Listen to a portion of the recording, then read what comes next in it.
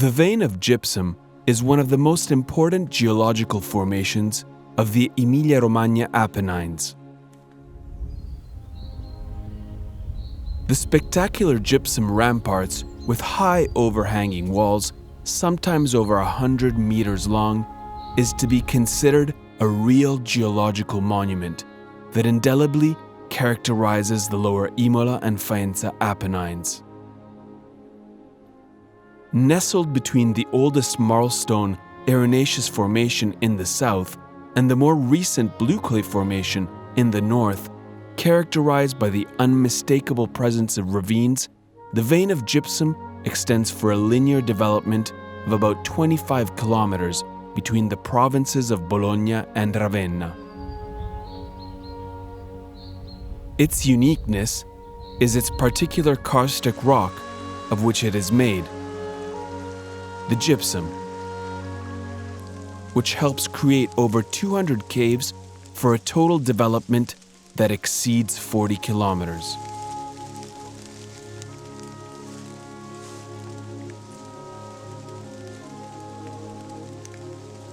Furthermore, the dominant position with respect to the surrounding landscape has always attracted the attention of man, who has found shelter and sustenance here since ancient times. The extraction activity, centuries old, is also linked to the gypsum due to its mineral characteristics. Appreciated as a cutstone, we find evidence of this in the basis and architectural structures of many historic buildings in Emilia. In addition to its use by dehydration for cooking as scagliola. One of the characteristics that distinguishes it is its crystal lattice, which allows the formation of flaking plains. Named in this way because it is effortlessly possible to divide the mineral into many extremely transparent and easy-to-process plates. Il lapis specularis era utilizzato in epoca romana sostanzialmente al posto del vetro nelle finestre delle domus di un certo livello, ma anche ad esempio le finestre delle serre. There are not many testimonies up until today with regards to its use. However, one of these is kept in the medieval Abbey of Santo Stefano, in the Emilia capital. C'è un paradosso nella conoscenza del lapis specularis in età romana. Ci sono molte fonti antiche che ne parlano, sia per l'età romana ma anche per l'età tardoantica, purtroppo però pochissimi materiali. E anche la conoscenza del lapis specularis fino a pochi anni fa era una cosa riservata semplicemente e solamente all'area spagnola. La cosa è di estremo interesse perché c'è un passo di Plinio che racconta proprio di questo materiale, racconta delle cave spagnole, ma racconta anche che oltre ad altre cave distribuite nel Mediterraneo, Cipro ad esempio, la Turchia, la Tunisia, ci sono anche due punti in Italia, uno la Sicilia e un altro Apud Bonogne, quindi vicino a Bologna. The discovery in Italy of the first quarry of Lapis specularis did not happen due to archaeological research, but rather an intuition during a speleological exploration campaign. It is in fact thanks to the research of the Speleo Gam Mezzano in the Brisighella area, a town in the province of Ravenna located at the southern end of the vein of gypsum, that we noticed the singularity of a cave discovered in 2000. Inside this cavity, initially occluded by filling material, the speleologists noticed particular signs on the walls not attributable to a normal erosion of the rock, but more likely to the hand of man. When the archaeological superintendency was consulted, it was initially thought of a cave inhabited and utilized in the protohistoric age, as there are several similar throughout Romagna. Just consider the cult and sepulchral function of both the Tanaccia and Retiberio caves, or merely as a shelter as verified for the Grotta dei Banditi. Following the first inspections and the comparison with similarities found in Spain, however, the uniqueness of the discovery came to life. Inside the Grotta della Lucerna, so called for the discovery of an intact oil lamp during the unearthing of the lower levels, there are numerous signs of man's workmanship.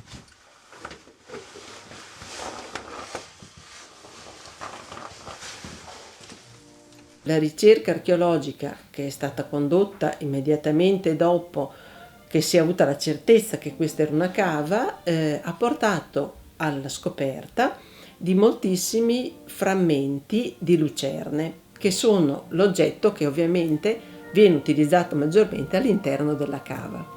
Lucerne di vario tipo e anche altri oggetti come frammenti di brocche e di contenitori che servivano ovviamente per portare giù l'acqua, per raccogliere l'acqua dello stillicidio e poter dissetare chi vi lavorava.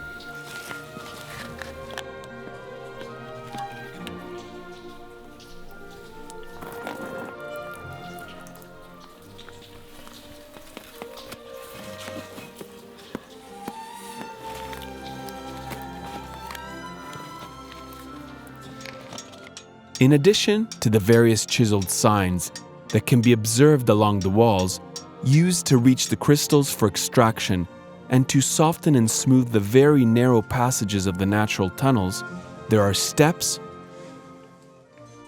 holes to secure ropes to descend more easily, openings for the lamps, and rock carvings made to remove gypsum blocks or facilitate the transport of precious crystals.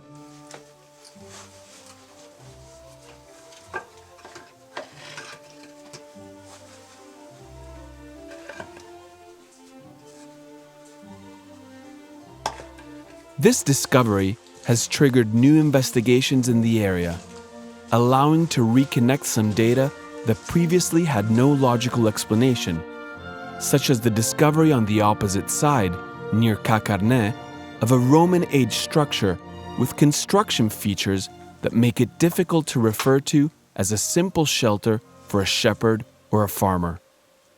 The archaeological excavations inside the structure have brought up numerous valuable finds, unusual for a site in this area of the Apennines, which place their use between the 1st and the end of the 2nd century after Christ.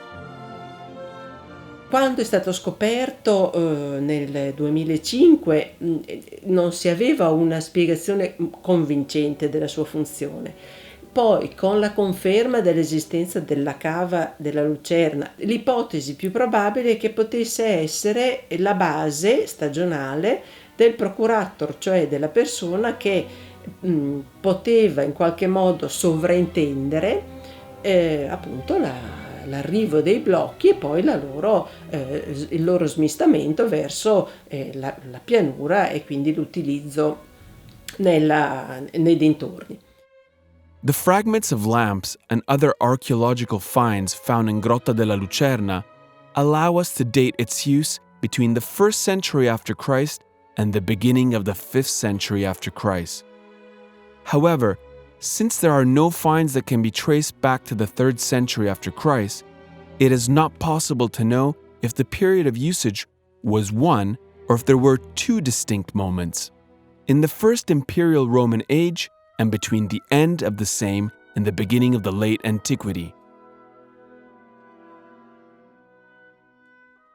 Quasi 6 milioni di anni fa lo stretto di Gibilterra si è ristretto e il bacino del Mediterraneo è diventato un'enorme salina. La forte evaporazione ha provocato la deposizione di cristalli di gesso e di sale che si sono accumulati sul fondo. Gli affioramenti della vena del gesso e di altre parti del Mediterraneo sono costituiti da cristalli di gesso che si sono formati proprio durante questa crisi di salinità. E i romani andavano alla ricerca di questi affioramenti perché soprattutto all'interno di fratture e antiche cavità si formavano questi grandi cristalli. Le dimensioni possono raggiungere anche i 2 metri e oltre di lunghezza. E la caratteristica di questi cristalli secondari che si sono formati successivamente è che appunto sono perfettamente trasparenti. Nonostante i romani usassero anche altri minerali trasparenti, quello più comune, quindi quello più facilmente estraibile e meno costoso, era il gesso. In Italia purtroppo i pochi rinvenimenti di oggetti in lapis specularis sono concentrati uno a Roma e un gruppo invece nutrito proviene da Pompei. The investigations carried out by the Geology Department of Modena and by the state authority involved show that the crystal used in Pompeii are of exceptional transparency and of considerable size. There are in fact slabs used for windows that measure 30 by 20 centimeters, rectangles less than 2 millimeters thick. An attempt has been made to reconstruct the origin of these precious slabs by analyzing their isotopic composition. Preliminary results indicate with certainty the Turkish origin of some samples, probably the Spanish one for others, while a fragment suggests a connection with northern Africa. At the moment, none of the crystals analyzed has shown any link with the Italian extraction sites. New interpretation of the finds preserved at the superintendencies, associated with targeted research, will certainly bring new elements of analysis to try to shed light on the trade routes undertaken by the Lapis specularis crystals, extracted for centuries in Romagna's vein of gypsum. Pending the ongoing studies on the Lapis quarries in the vein of gypsum, the park and institutions involved, with the support of numerous associations and specialists, have carried out multiple initiatives to highlight the historical cultural heritage recently discovered. Publications, conference, and theme nights take place, but also a new museum.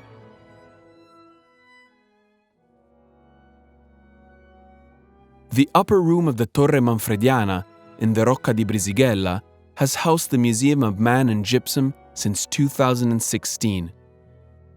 There is a chronological itinerary that illustrates the presence of man in this area from the proto-historic age to the Renaissance, offering the spectator the numerous finds found in some caves of the vein of gypsum and in the Lapis quarries. There is more. The Sentiero dei Cristalli crystal pathway has been added to the rich Cai paths and to the new paths of the Alta Via dei Parchi and Ciclovia dei Parchi, recently created by the Emilia-Romagna region on existing paths within the park. An easy itinerary that goes through woods and gypsum cliffs, which allows external visits to the main quarries of the Lapis specularis, as well as to the most striking external karst sightings, such as the skin holes and blind valleys present in the Monte Mauro area.